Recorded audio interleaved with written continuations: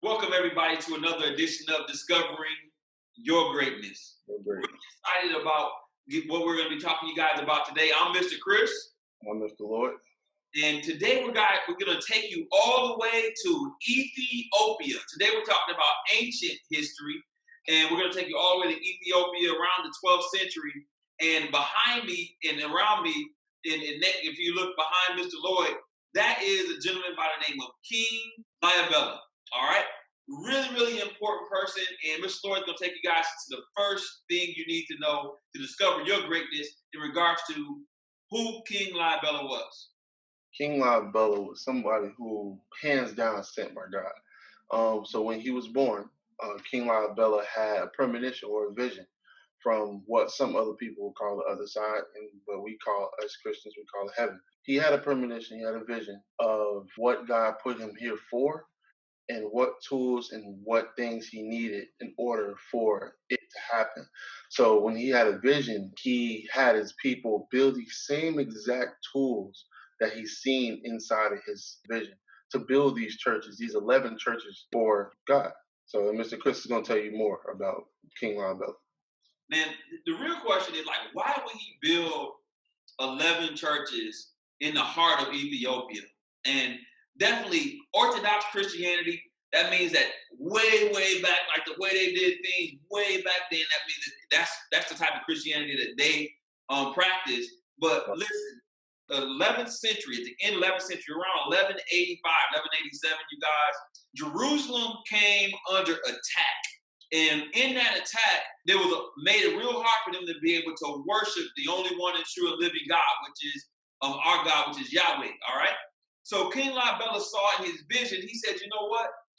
I'm going to build a new Jerusalem in Ethiopia for people to be able to come and worship God in the same way that they did it over in Jerusalem, and be able to have the experience to be able to build their faith and build their relationship with God." So he built 11 churches, Mr. Lloyd said, and I think he's going to take you into how long it took and then where he built them. Because as you can see, it doesn't look like a regular church behind me. But these churches are amazing, and they're still in Ethiopia to this day. And as a matter of fact, the city that they were built in became the capital of Ethiopia all the way to the 13th century. So go ahead.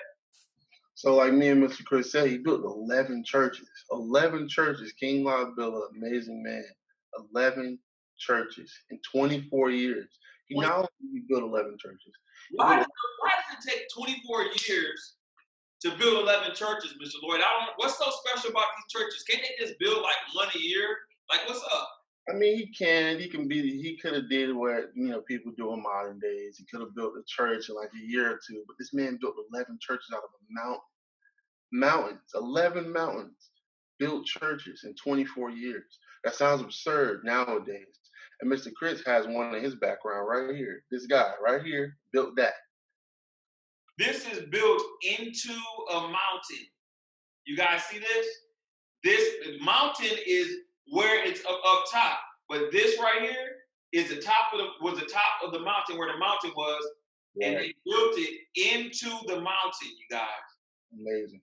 So this man did amazing things when Jerusalem was under siege. He gave people a place to praise God. He gave people a tangible place, a place where people can go and continue to go still to this day and still see all 11 churches and have a place to praise God.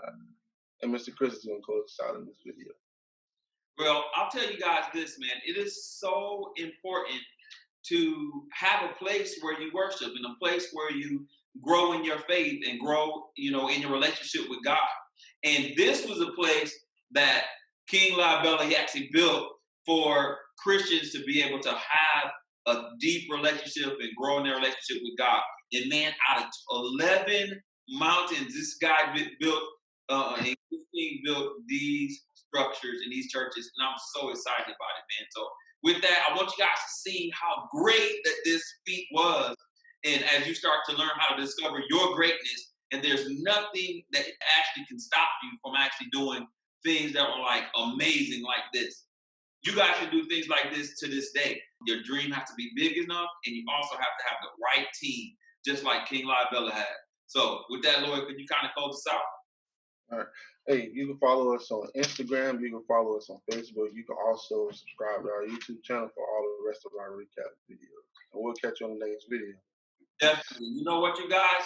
Don't just look at King Lalibela's greatness. We are here to like expose these different people that did phenomenal things who are of your same culture, your same background, so you can discover your greatness. All right. So God bless you guys. Make sure you do something this week that kind of wows you. Do something that you like, wow, or come up with something cool and share it with us. So if you come up with something that will kind of wows you and you share it with us, we'll give your house 7 house points. So if you share it with your staff ambassador and you have your parents either record it or share your idea with us on thing, or even what you learned today. If you just share what you learned today about King Lalibela or what you learned from some of these awesome individuals that were highlighted from Robert Smith to Madam T.J. Walker, just make sure that you share it with us. And guess what, man? You guys can get 7 house points just for sharing what you learned. All right. God bless, and we'll see you soon. We want to make sure that you continue to discover your great. All right. Peace.